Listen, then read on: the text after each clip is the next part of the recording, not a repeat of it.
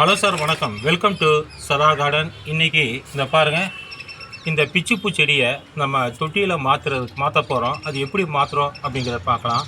இந்த மண்கலவை எப்படி தயாரிக்கிறது அப்படிங்கிறதையும் நம்ம பார்க்கலாம். இந்த ஆடி மாதம் இறங்கிட்டு இந்த மண்கலவை எப்படி தயாரிக்கிறது அப்படிங்கிறதையும் இந்த விஷயத்தில் பார்க்கலாம்.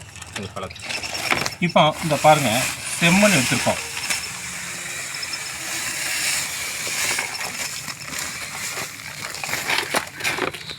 செம்மண் ஒரு பங்கு எடுத்திருக்கோம். பாருங்கள், செம்மண் ஒரு பங்கு எடுத்திருக்கோம். எம் சாண்டு, இந்த பாருங்கள்,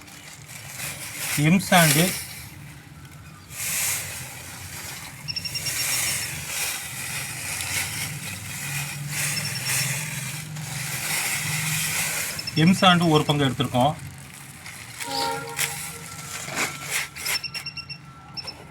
அடுத்து பாருங்கள், இந்த ஆட்டு புழுக்கையை காய வச்சு நுனிக்கு எடுத்திருக்கோம்.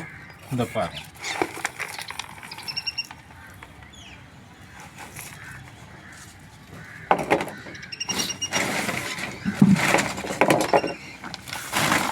அடுத்து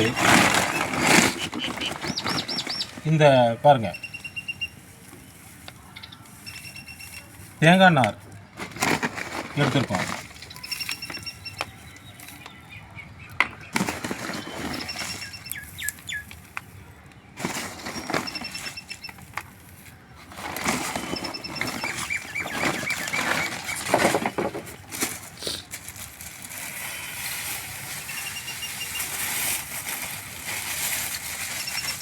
தேங்காய் நார் எடுத்திருக்கோம்.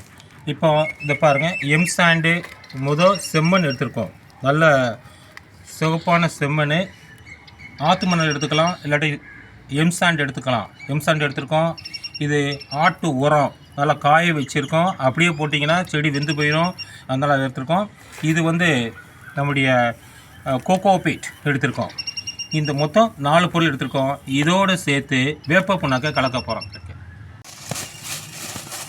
இதோடு பாருங்கள், வேப்ப புண்ணாக்கு ஒரு கைப்பிடி அளவு சேர்க்குறோம்.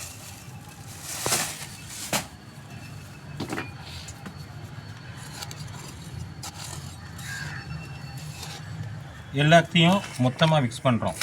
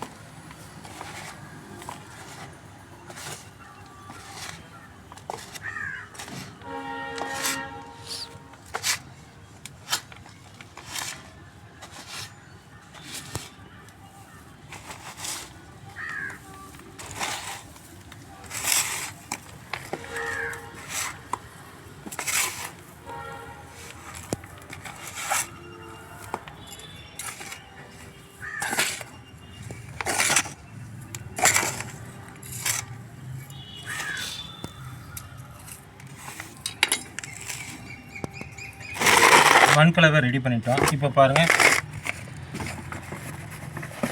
12க்கு 12 சைஸில் இந்த குரோ பேக்கை எடுத்துக்கிறோம். இதில் பாருங்கள், தண்ணி போகிறதுக்கு வழி இருக்கணும். இங்கே ஒரு ஓட்டை இருக்குது பாருங்கள், இங்கே இருக்குது பாருங்கள். குரோ பேக்கில் ஓட்டைகள் இல்லாட்டா தண்ணி போகிற கஷ்டம். 1 2 இந்த பக்கம் இருக்குது, 3 ஒரு 4 ஓட்டை இருக்கும். இந்த ஓட்டை அடைக்காமல் நம்ம என்ன பண்ணணும் அப்படின்னா, அந்த கலவையை போடணும். இப்போ என்ன பண்ணுறோம் அப்படின்னா,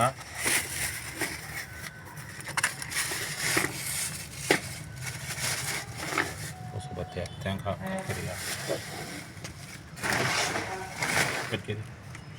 ஓட்டையில் அந்த ஓட்டை அடைக்காத அளவுக்கு நம்ம தேங்காய் சிரட்டையை உடச்சி போட்டுக்கோம். இதை பாருங்கள்,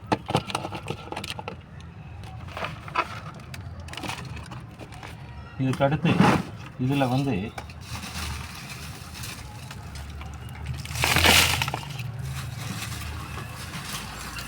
காஞ்ச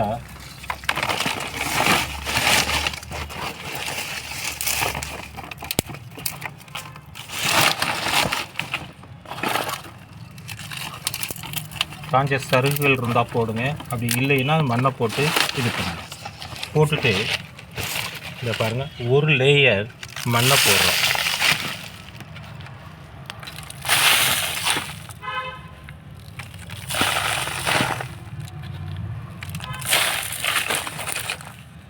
போட்டுட்டு இந்த பேக்கை பாருங்கள், இந்த பேக்கை வந்து இப்படியே பண்ணி நம்ம எடுத்தால் வரணும். வந்தால் பாருங்கள், நம்ம பேக்கை உபயோகிச்சுக்கலாம். வரமாட்டேங்குது. அப்போ இந்த செடி அடிப்படும். அதனால் என்ன பண்ணுறோம்னா இந்த பேக்கை வந்து கட் பண்ணுறோம். இந்த பாருங்கள்,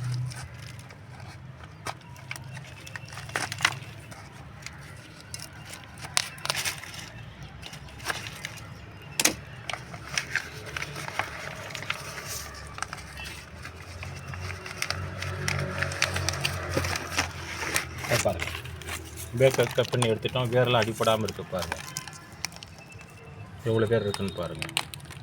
அது அப்படியே சென்டரில் வைக்கிறோம். வச்சுட்டு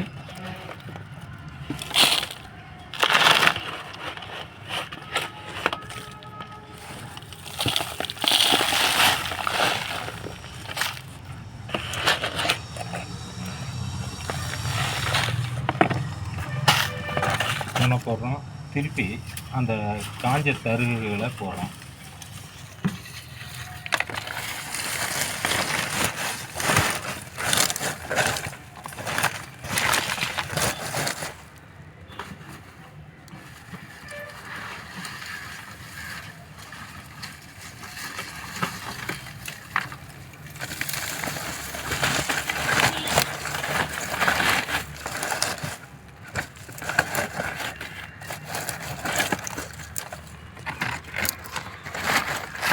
போட்டு அதுக்கு மேலே மணலை போட்டு மூடுறோம்.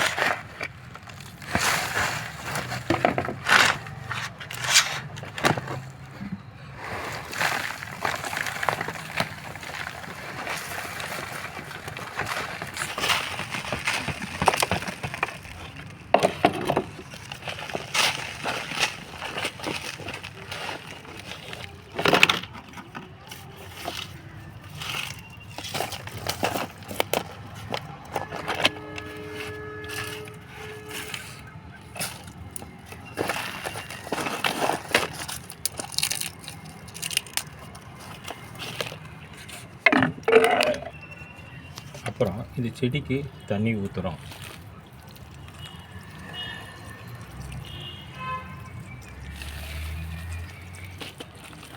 இந்த செடியை வந்து 2-3 நாளைக்கு வந்து நம்ம என்ன பண்ணணும் அப்படின்னா, இருட்டு ரூமில் வைக்கணும். சூரிய ஒளிப்படாத அளவுக்கு நம்ம வைக்கணும்.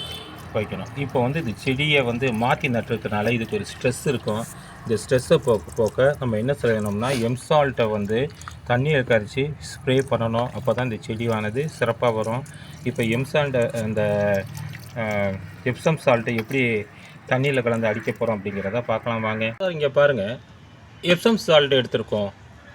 இதுதான் எப்சம் சால்ட். இது வெள்ளையாக இருக்கும். இந்த பாருங்க, எப்சம் சால்ட்.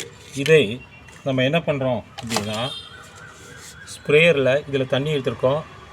இது ஸ்ப்ரேயரில் போடுறோம். போட்டு லாக் பண்ணுறோம்.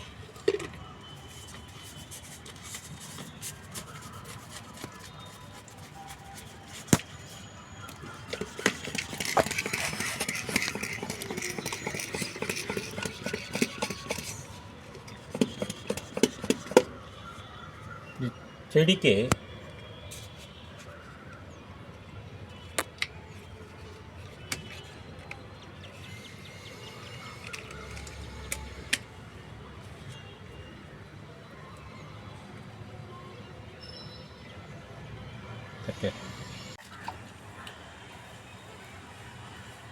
இதில் எப்சம் சால்ட்டை வந்து தண்ணியில் கலந்துருக்கோம். இந்த செடிக்கு வந்து நம்ம ஸ்ப்ரே பண்ணுறோம்.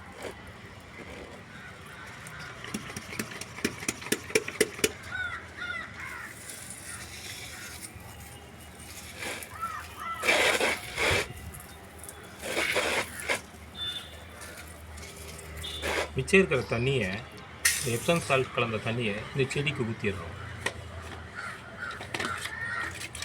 ஏன்னா வேருக்கும் அதுக்கு ஒரு அதிர்ச்சி இருக்கிறதுனால ஊற்றிடுறோம். அவ்வளோதான். இது இருட்டு ரூமில் வச்சு 2 நாள் 3 நாள் வச்சுருந்து அப்புறம் வெளிச்சத்துக்கு கொண்டு வரணும். இதுதான் நம்ம பிச்சிப்பூவே பதியம் போடுறது. இன்றைக்கி நம்ம என்ன செஞ்சோம்னா, பிச்சிப்பூவை எப்படி பதியம் போடுறது அப்படிங்கிற பதிவை பார்த்தோம். இந்த பதிவை வழங்கியது சதா கார்டன். இந்த பதிவு உங்களுக்கு பிடிச்சிருந்தா இந்த சதா கார்டனுக்கு ஒரு லைக் பண்ணுங்கள், சப்ஸ்கிரைப் பண்ணுங்கள், ஷேர் பண்ணுங்கள். சதா கார்டன். தேங்க்யூ.